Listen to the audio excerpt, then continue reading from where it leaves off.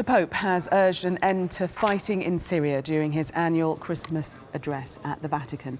The pontiff said far too much blood has been spilled during the conflict and encouraged the international community to seek a solution. With me now, Abdulaziz Almashi, who's the co-founder of the Syria Solidarity Movement and Solidarity with Refugees.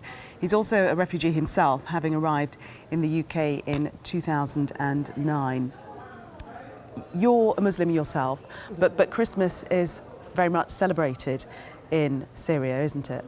Yes, in Syria, Christmas is an official holiday, and in Aleppo, where I come from, we have a big Christian communities, and I still remember every Christmas, the Christmas lights all over the city, and there is like a kind of celebration all over the country in this holy occasions.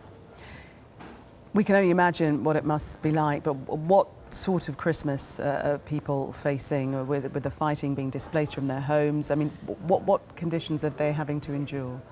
Well, the situation in Syria is absolutely bad. In Aleppo, for example, where we have a big Christian community, there has been no Christmas celebration this year because of the evacuation of people from their homes, which took place recently, with the indiscriminate bombardment for hospitals and for populated residential areas, and with the imposed sieges on people, you know. So there has been absolutely nothing to call celebrations in the city. People have been kicked out of their homes, and now they are seeking somewhere to live within Syria. They have been displaced within their home country, and unfortunately. And how difficult is that going to be? Because you've got children uprooted from their homes. They probably haven't been educated for a fair while because of the conflict. How easy is it going to be to lay down new roots and feel safe? It is absolutely hard, especially with the response of the international community towards the conflict in Syria and towards the refugee crisis as well. Like in Syria, in March, the conflict will enter its sixth year.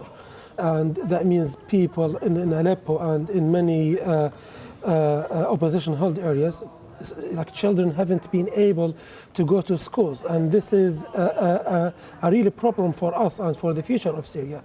And if you look at the response of the international community towards the Syrian crisis, it has been absolutely shameful. I mean, the shame of the international community continues in Syria.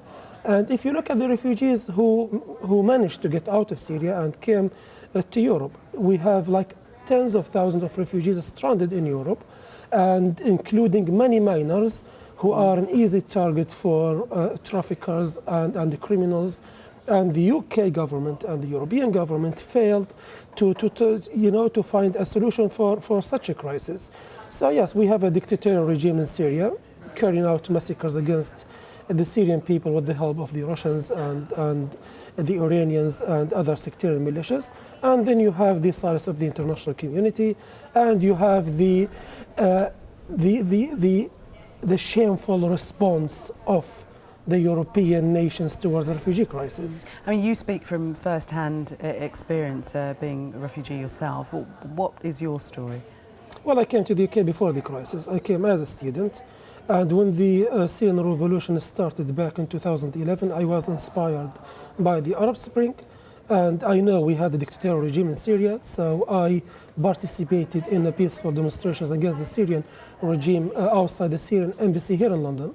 And because of my activism, my political activism against the Syrian regime, my passport was expired and my visa was expired, and I couldn't renew them because of my political activism. Because of that, I had no choice but to claim for asylum. Like, being a refugee doesn't feel great, to be honest with you, but desperate people in desperate situations make desperate decisions. And I am glad I had that right in that time, because if I didn't have the right to claim for asylum, I wouldn't be able to get a travel document and then travel to Turkey 4 years later to be reunited with my family. I remember when I left Syria, my little brother was just like, really little. And after 4 years, he was a grown-up man. Your scarf is very festive, but it does have another meaning, doesn't it? Yes, this is, we call it the freedom scarf. It is the Syrian revolution flag, and it is the independence flag of Syria.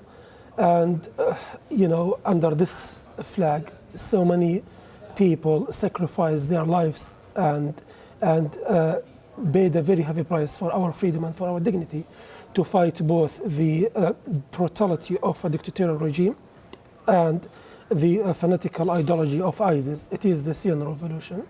I'm sure your hope for 2017 is peace. Thank you very much for coming in to speak to us, Abdulaziz Almashi.